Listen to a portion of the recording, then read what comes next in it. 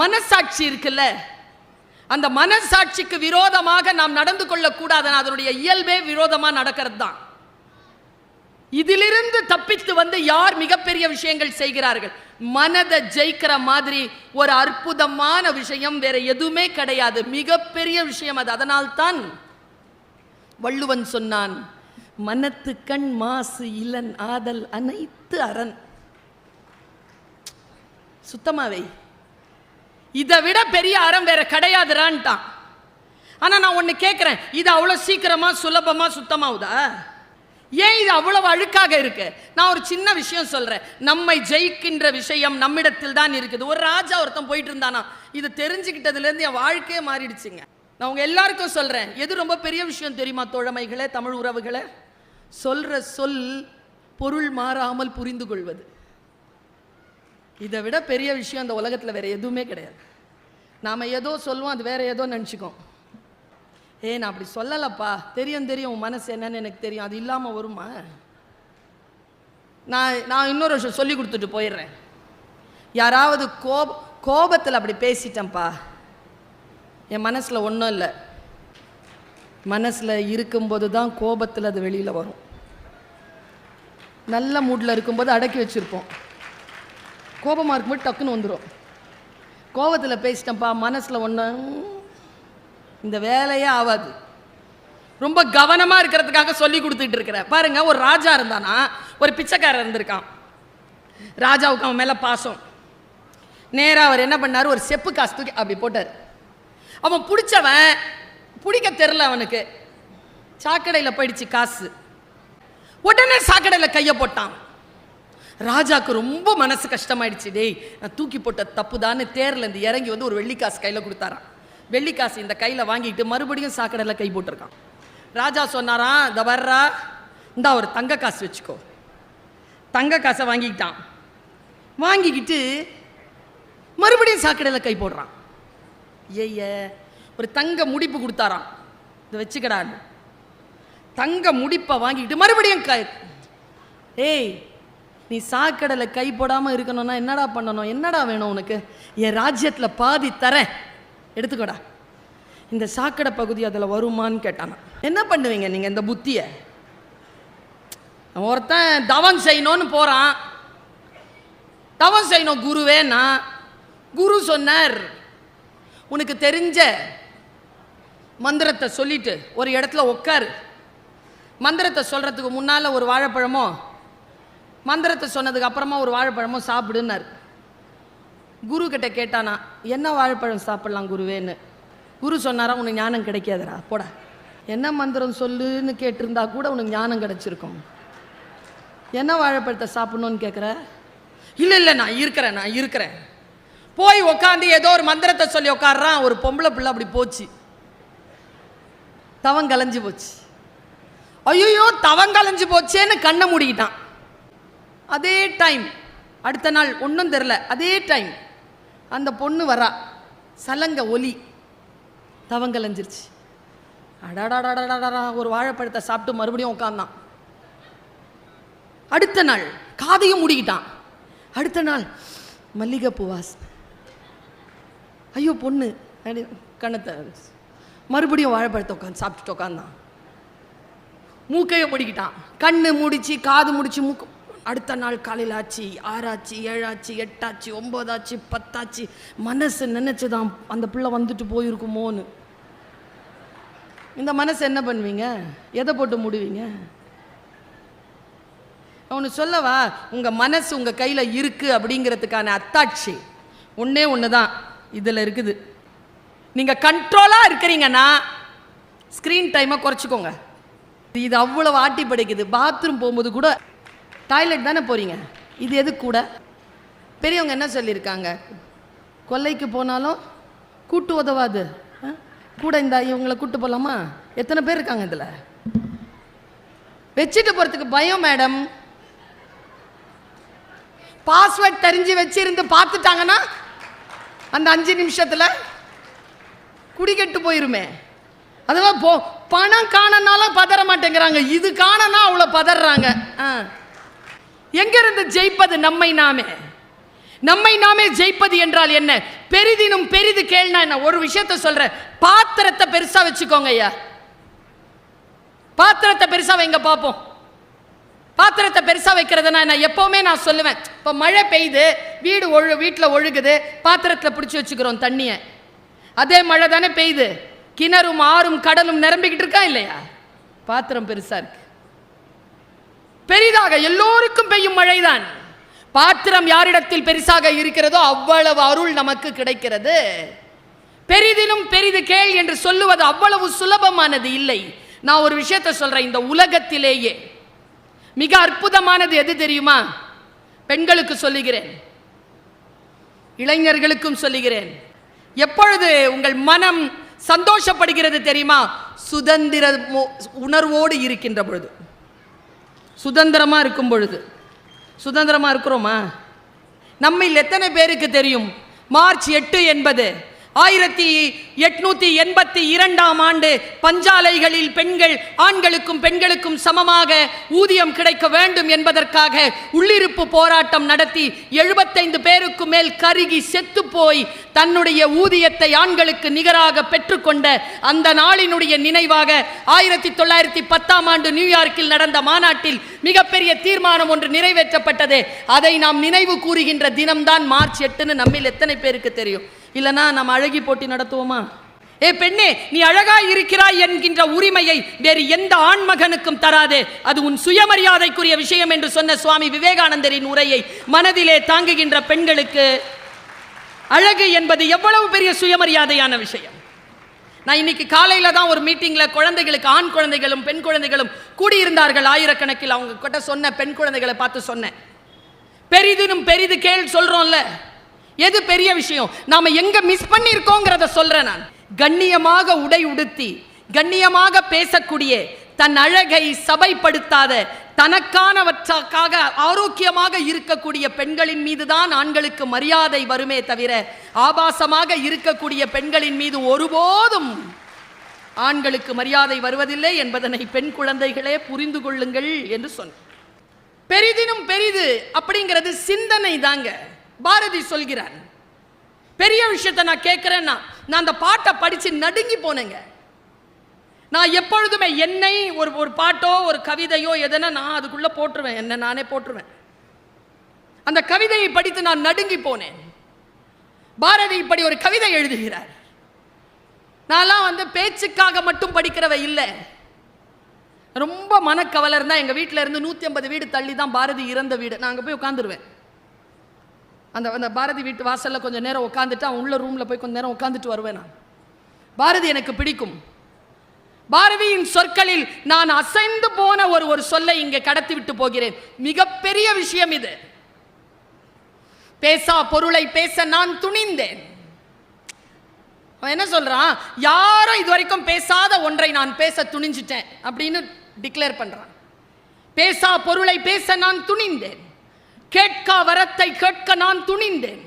மண் மீதுள்ள மக்கள், பறவைகள், நல்ல கவனிங்க, மக்கள், பறவைகள், மரங்கள், புல் பூச்சி, பூண்டு, இவை யாவும் நாம் என்ன செய்வோம்? சாமி கிட்ட என்ன கூப்பிடுறோம்? என்ன வேண்டுறோம்? எல்லாரும் பெரிதினும் பெரிது எது தெரியுமா? எல்லாரும் நல்லா இருக்கணும்னு சொல்லல பாரதி. பெரிதினும் பெரிது எது பாருங்க? இவை யாவும் என் வினையால் இடும்பை தீர்ந்து, நான் ஏதாவது ஒன்று செய்யணும்யா, அதில் அவர்கள் துன்பம் தீர வேண்டும். இது பெரிய விஷயங்க. எனக்கு தெரிஞ்சுங்க, ஒரு மலையாள பெண், வயதானவ, நேரில் நான் பார்த்த விஷயத்த சொல்றேன். ஒரு 17-18 வயசு பையன் ஆக்சிடென்ட் ஆயிட்டாங்க.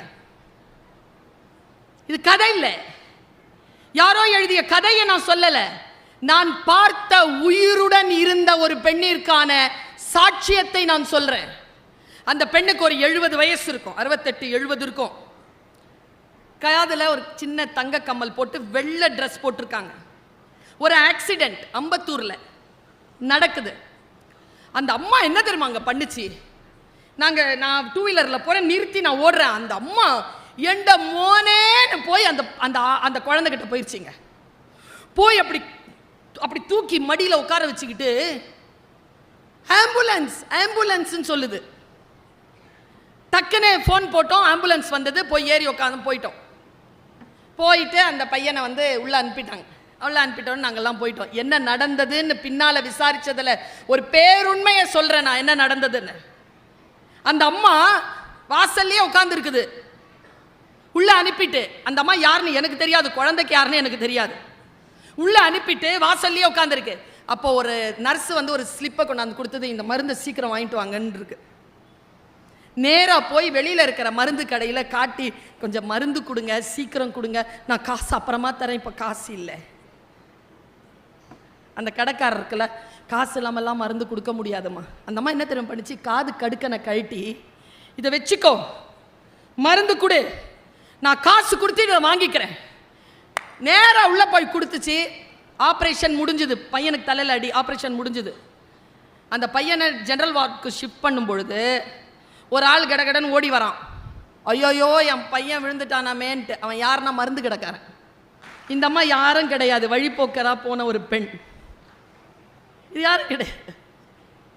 யாருங்க பெரியவங்க? எந்த நேரத்தில் அந்த மனம் மலர்கிறது? எந்த நேரத்தில் நாம் மிகப்பெரிய விஷயத்தை யோசிக்கிறோம்? இந்த உலகத்திலே ஆகச் சிறந்தது சுதந்திரம்னு நான் சொன்னேன்ல. செய்ய விரும்புவதை செய்வது மட்டுமல்ல சுதந்திரம், செய்ய விரும்பாததை செய்யாமல் இருப்பதும் சுதந்திரம் தான். விரும்பாததை செய்யாதீர்கள், ஒருபோதும் செய்யாதீர்கள். அப்படி செய்யாமல் இருப்பதற்கான உரிமையை நாம் பெற வேண்டும் என்றால் மிகப்பெரிய விஷயம் இது. இது கையில் வரணும்னா கல்வி மட்டும்தான், கல்வி மட்டும்தான். நான் 2 வரலாறுகளை சொல்றேன். ஒரு 4-5 நாளைக்கு முன்னால தினத்தந்தி பேப்பர்ல வந்த ஒரு மெசேஜ். நீங்க வேணா போய் 3 நாளைக்கு முன்னால இருக்கிற தினத்தந்தியை பார்த்தீங்கன்னா அது வந்துடும். 1988ஆம் ஆண்டு ஒரு அம்மா, பெருசுன்னு சொல்றேன்ல, எது பெருசுன்னு சொல்றேன், ஒரு அம்மா கேஸ் ஒன்று போட்டிருக்கு. 1988ல் ரிசல்ட் எப்போ தெரியுமா வந்தது? 2024. 36 வருஷம். 36 வருஷம் கழிச்சு சுப்ரீம் கோர்ட் இல்ல ஹை கோர்ட் தீர்ப்பு கொடுத்திருக்கு. என்ன கேஸ் நினைச்சீங்கன்னா நீங்க ரொம்ப சந்தோஷப்படுவீங்க. என்ன கேஸ் தெரியுமா? அது செலினா ஜோன்ஸ், அந்த அம்மா பேரு. யாரோ ஒருவர் செய்கிறார்கள், அந்த பலன் நம்மை வந்து சேர்கிறது. 1988ஆம் ஆண்டு டிஃபென்ஸ்ல சேர்ந்த ஒரு நர்ஸ், டிஃபென்ஸ்ல ராணுவத்தில் சேர்ந்த ஒரு நர்ஸ். அந்த நர்ஸ் என்ன பண்றா, சேர்ந்த உடனே அவளுக்கு கல்யாணம் ஃபிக்ஸ் ஆகுது 3 மாசத்துல. பிரிகேடியர் கிட்ட காட்டுறா கல்யாண அழைப்பிதழ. பிரிகேடியர் பார்த்தாரு, சூப்பர் போயிட்டு வானார். போகிறதுக்கு முன்னாலேயே, அவள் போய் ஊரில் இறங்குறதுக்கு முன்னால் அவளுடைய டெர்மினேஷன் ஆர்டர் வந்துருச்சு. நர்சஸ் கல்யாணம் பண்ணிக்கிட்டா இராணுவத்தில் இருக்க முடியாது. அந்த அம்மா என்ன தெரியுமா பண்ணுச்சு, உடனே கேஸ் புக் பண்ணிருச்சுங்க. அந்த கேஸ் நடந்து 36 வருஷத்துக்கு அப்புறமா தீர்ப்பு வந்திருக்குது. இனி ஒரு பெண்ணினுடைய வேலைக்கும் அவள் செய்து கொள்ளுகின்ற திருமணத்திற்கும் தொடர்பு இல்லை.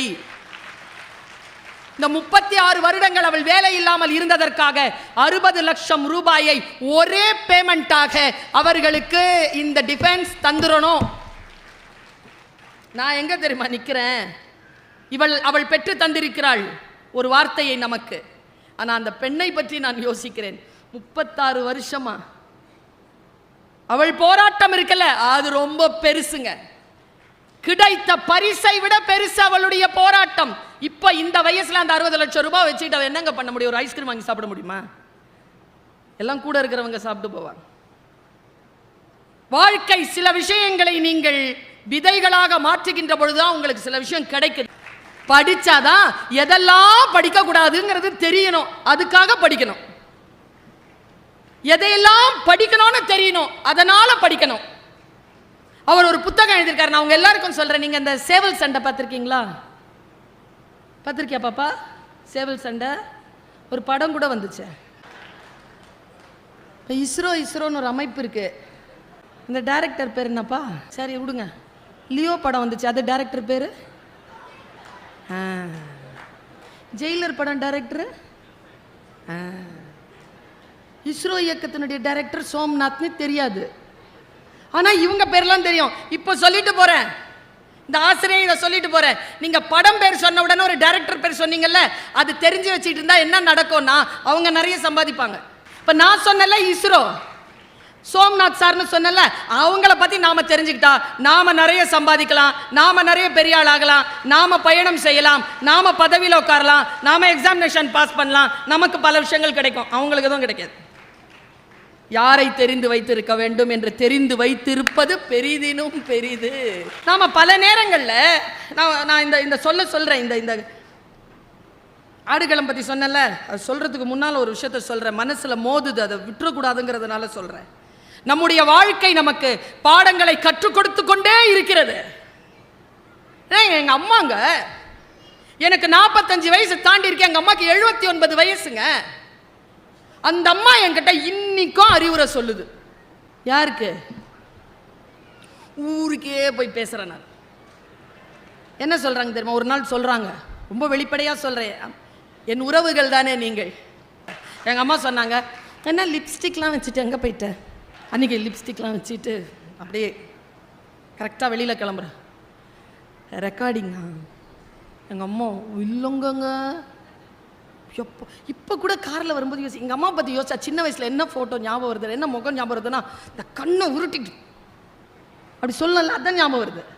இப்போ கூட எங்கள் அம்மா பற்றி அதான் ஞாபகம் வருது. எப்படிங்க வளர்த்துச்சு எங்கள் அம்மாங்க? இன்னைக்கு வளர்க்க முடியும்? அந்த அம்மா நல்ல கடுமையா எங்களை வளர்த்த அந்த அம்மாவுக்கு கண் கலங்குச்சுன்னா இங்க கரையுதுங்க, பதறுதுங்க. இங்க கண் கலங்குச்சுன்னா இங்க பதறுது, கண்ணெல்லாம் கலங்கிருது எனக்கு. நான் முந்தானத்து கண் கலங்கிட்டு உட்காந்துருக்கேன். என் புள்ள வந்தான். What happen? காலைல நல்லா தான் இருந்த. What happen? நான் எங்கே தெரியுமா, எங்கள் அம்மாட்ட போயெலாம் எங்கள் அம்மா கலங்கி உட்காந்த வாட் ஹேப்பன்லாம் கேட்க மாட்டேன். அப்படியே கலங்கி போய் பக்கத்தில் உட்காருவேன். பல நேரங்களில் பக்கத்தில் கூட உட்கார மாட்டேன், தூரமாக நிற்பேன். அந்த சோகத்தை கூட டிஸ்டர்ப் பண்ண மாட்டேன்னா. அவங்க தெளிவானதுக்கு பிறகுதான் கூட போய் என்ன வேணும்னு கேட்பேனே தவிர பயமா இருக்குங்க கிட்ட போறதுக்கு. அம்மாங்க, அதனால் தான் இவ்வளவு பெரிய ஆளுமையாக என்னால் வளர முடிந்தது. என் புள்ள கேட்கிறானே வாட் ஹேப்பன் அப்படி கேட்குறானே, நான் எங்கே கவலைப்படுறேன் தெரியுமா? அவனாவது என்கிட்ட வாட் ஹேப்பன் நல்லா தானே இருந்த, ஏன் அழுவுறேன்னு கேட்குறான். அவன் புள்ள அவன்கிட்ட என்ன கேட்கும்? எங்கிருந்து தொடங்குவது? நான் பெரிய விஷயங்களை சொல்லி தருகிறேனே. என் அம்மா சொல்லி தருகிறா, லிப்ஸ்டிக்லாம் வச்சுட்டு எங்கே போற? ரெக்கார்டிங். நல்லா தான் இருக்கிற, சரி போ. ஒன்று ஞாபகம் வச்சுக்கோ. அங்கே எப்படி சொன்னாங்க தெரியுமாங்க? காலில் இருந்து நிலம் நகர்ந்துருச்சுங்க. அந்த சொற்கள் இன்றைய தாய்மார்களிடத்தில் இல்லையே. என் தாய்கிட்ட இருக்கே, என் வாயில என் பிள்ளைக்கு வரமாட்டேங்குது. எங்கள் அம்மா சொல்கிறாங்க, கேமரா முன்னால் இருக்கணும்னா எவ்வளோ அழகாக வச்சுக்கிறோம்ல மூஞ்சிய. எங்க ப்ரொஃபைலில் இருக்கிற மாதிரி ரொம்ப அழகும் கிடையாது, நாம் ஆதார் கார்டில் இருக்கிற அளவுக்கு மோசமும் கிடையாது. எவ்வளோ அழகான ஃபோட்டோவை வச்சுருக்கிறோம். பாப்பா பாப்பா பாப்பா நம்மளை அழகாக வச்சுக்கணும் அப்படிங்கிறதுல எவ்வளோ முனைப்பு. எங்கள் அம்மா சொன்னாங்க, இந்த கேமரா முன்னால் வரணும் அப்படின்ன உடனே எவ்வளோ அலங்காரம் பண்ணிக்கிற சுல்தானா. அம்மா சொல்கிற ஒரு விஷயத்தை கேட்குறியா? சொல்லுங்கம்மா. உன்னை பர்மனெண்ட்டாக ஒரு கேமரா பார்த்துக்கிட்டே இருக்கு, அது முன்னால் அழகாயிரு. கடவுள் அது உன்னை பார்த்துக்கிட்டே இருக்கு, 24 hours பார்த்துக்கிட்டு இருக்கு. ஒரு வினாடி கூட உன்னை பார்க்கறது அது நிறுத்தலை, அப்படியே பார்த்துக்கிட்டு இருக்கு. இந்த வயதில் என் அம்மா சொல்கிறேன், நான் செருப்பு போடு, எங்கள் வீட்டுக்கு வாங்க நீங்கள், மீசாப்பேட்டை 43/21 திப்பு தெரு, 2nd floor. செருப்பு போடுற இடத்துல எங்கள் அம்மா ஒரு நிலக்கண்ணாடி வச்சுருக்கோம். ட்ரெஸ் பண்ணிவிட்டு செருப்பு போட்டு போகும்போது அது சொல்லாமல் சொல்கிற விஷயம் என்ன தெரியுமா? பெரிய விஷயம், பெண் குழந்தைகளுக்கு தேவையான விஷயம். நீ வெளியில் போறியே, உன்னை எல்லாரும் எப்படி பார்க்க போகிறாங்க அப்படிங்கிறத முதல்ல நீ பார்த்துட்டு போ. முக்கியமான உடையை உடுத்துகிறாயா? சரியான நிலையில் நீ வெளியில் உன்னை கொண்டு செலுத்துகிறாயா? அவ்வளோதான் பண்ணுச்சு எங்கள் அம்மா. வாழ்க்கையில் சில விஷயங்கள் நமக்கு கிடைக்க வேண்டும் என்றால் சில பல புத்தி, அந்த சின்ன விஷயம் வந்துடணும் நமக்கு, அது திறந்துடணும், அந்த மொட்டு திறந்துடணும். இந்த ஆடுகளம் விஷயம் இருக்குல்ல, அந்த விஷயம் ரொம்ப பெரிய விஷயம். முடிஞ்சா புரிஞ்சுக்கோங்க. சேவல் சண்டையை இங்க வைக்கிற மாதிரி காஷ்மீர்ல நவாபுகளுக்கு மத்தியில் ஒரு சண்டை நடக்குமா, பறவை சண்டை. மூசா ரஜா எழுதுறார், ஒரு பட்டு துணி போட்டுருவாங்களாம். அந்த பட்டு துணி போட்டு 2 நவாபுகள் பட்டு குருவி கொண்டு வருவாங்களாம். அந்த பட்டு குருவி எப்படி இருக்கும்னா, ஒரு குருவி அவ்வளோ லட்சம் ரூபாவாம், குட்டியூண்டா தான் இருக்குமா, அதனுடைய கொண்டை எல்லாம் கலர் கலராக இருக்குமா, அது பட்டு நிறத்தில் இருக்குமா, குட்டி. அதை வச்சுட்டு எல்லாருமே ஐஎஃப்எஸ், ஐஆர்எஸ், ஐபிஎஸ் கமிஷனர்ஸ் எல்லாருமே சேர்ந்துருப்பாங்களாம் அந்த அந்த மீட்டிங்கில். பௌர்ணமி அன்னைக்கு டின்னர் மீட் இன் 1956. எல்லாரும் உட்காந்து பார்ப்பாங்களாம். சுதந்திரம் அப்படிங்கிறத புரிஞ்சுக்கிட்ட ஒரு இடங்க இது. கடத்திட்டு போயிடுறேன், பெரிய விஷயம், புரிஞ்சுக்கோங்க முடிஞ்சா. இளைஞர்கள், பெண்கள் பட்டு துணி விரிப்பாங்களாம். ஒரு நவாப் வந்து உட்காருவாராம். அவர் ஒரு சின்ன பெட்டி வச்சிருப்பாராம். அந்த பெட்டியை எடுத்து திறந்தா அந்த குருவி வருமா, அப்படி ஜம்ப் பண்ணுமாங்க குருவி. அது ஜம்ப் பண்றதுலே சொல்லிடுவாங்களா, இதான்டா ஜெயிக்க போகுதுன்னு காசு போடுவாங்க. காலில் ஒரு பட்டு ஒரு நூல் கட்டி வச்சிருப்பாங்களாம். ஒரு நவாப் இப்படி வச்சுட்டு உட்காருவாராம், இன்னொரு நவாப் அதை அப்படி வச்சுட்டு உட்காருவாராம். எல்லாருமே அந்த யார் ஹோஸ்டோ அவருடைய பர்மிஷன் கிடைச்ச உடனே அப்படிங்கிற ஒரு வார்த்தை அப்படி சொன்ன உடனே 2 குருவியை மோதுமா. லட்சக்கணக்கான பெருமதியான ட்ரெயின்டு 2 குருவி ரத்த களரி ஆகுமாங்க. ஒன்று கொத்த அவ்வளோ விசில் பறக்குமா, அவ்வளோ கைத்தட்டல், அவ்வளோ காசு விழுமா. இந்த சண்டையை எல்லாரும் பார்த்துட்டே இருப்பாங்கல்ல, அதில் ஒரு குருவி தோத்துருமாங்க, அப்படியே உட்காந்துருமா. ஒரு குருவி இருக்குல்ல, ஜெயிச்ச குருவி இருக்குல்ல, அது ரொம்ப அழகாக இருக்கும். நான் இப்படி சொல்கிறேன், அவர் அப்படி தான் எழுதியிருக்கார். அது என்ன பண்ணுமா, இந்த சின்ன இருக்குல்ல அதனுடைய மூக்கு, அது இப்படி எடுத்து எல்லாரும் இப்படி பார்க்குமா. எல்லாரும் கை தட்டின உடனே அது ஒரு கம்பீரமாக அப்படி நடக்குமாங்க. ஜெயிச்சிருச்சு, அதுக்கு தெரியுது அது ஜெயிச்சிருச்சுன்னு. அது அப்படி போன உடனே அதுக்கு என்ன பரிசு தெரியுமா, ஒரு தங்க கூண்டு இருக்குல்ல, பியோர் கோல்டு, அது கொடுப்பாங்களாம். ஒரு நல்ல ஒரு வெல்வெட் மேலே துண்டு ஒன்று போத்திடுவாங்களாம். அப்புறமா ஒரு தங்க மாலை குட்டியாக அதை கழுத்துக்கு போடுவாங்க. எல்லாத்தையும் வாங்கிக்குமாங்க. அது ட்ரெயின்டு இல்லை, வாங்கிட்டு அப்படி போயிட்டு அப்படி நடக்குமா. நடந்து அந்த கூண்டுக்குள்ளே ஏறி உட்காந்து அப்படி திருப்பி அப்படி உட்காருமாங்க. ட்ரெயின்டு உட்காரும் பொழுது அது கிவி பழம் கொடுப்பாங்களாம், கிவி பழி சாப்பிடுமா. தோத்த குருவி உட்காந்துருக்குல்ல, அதை என்ன பண்ணுவாங்கன்னு எழுதினார், பதறிடுச்சு எனக்கு. அதை என்ன பண்ணுவாங்களாம், அந்த மாஸ்டர் இருக்கார்ல அவருக்கு தண்டனை அபராதம், அடுத்த வருஷத்தில் 5 வருஷம் அவர் வந்து குருவி சண்டை விட முடியாது. இன்னொன்று, அந்த குருவியை அவர் வீட்டுக்கு எடுத்துகிட்டு போக முடியாது. அவர் என்ன பண்ணுவார்னா, அதை எடுத்து பார்ப்பார், அது அடிதானே பட்டிருக்கு, அது இப்படி சிலுத்துக்கிட்டு இருக்கோம்ல, கொண்டையை அறுத்து அப்படி காட்டுவாங்களாம். அது ஜன்னலில் பறந்து போயிடுமா. மூசா ரஜா அந்த கவிதையை அப்படி முடிக்கிறார், அந்த கதையை ஒரு கவிதை போல் முடிக்கிறார். நான் ஜெயித்த குருவிக்காக சந்தோஷப்படவில்லை, தோத்த குருவிக்காக சந்தோஷப்படுகிறேன்.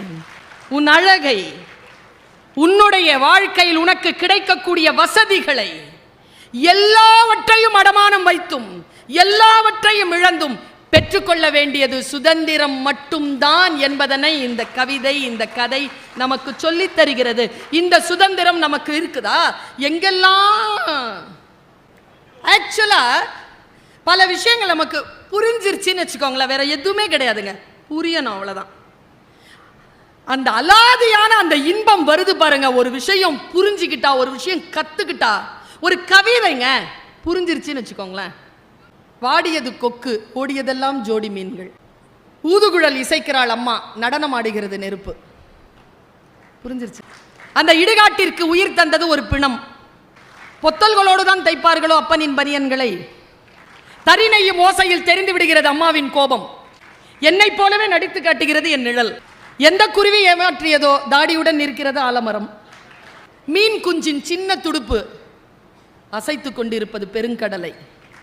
சில விஷயங்கள் புரிஞ்சிருச்சுன்னு வச்சுக்கோங்களேன், உள்ள ஒரு சிறகு முளைக்கும் பாருங்க, அது ரொம்ப பெருசு, அது அவ்வளோ சீக்கிரமா மற்றவர்களுக்கு விரியாது.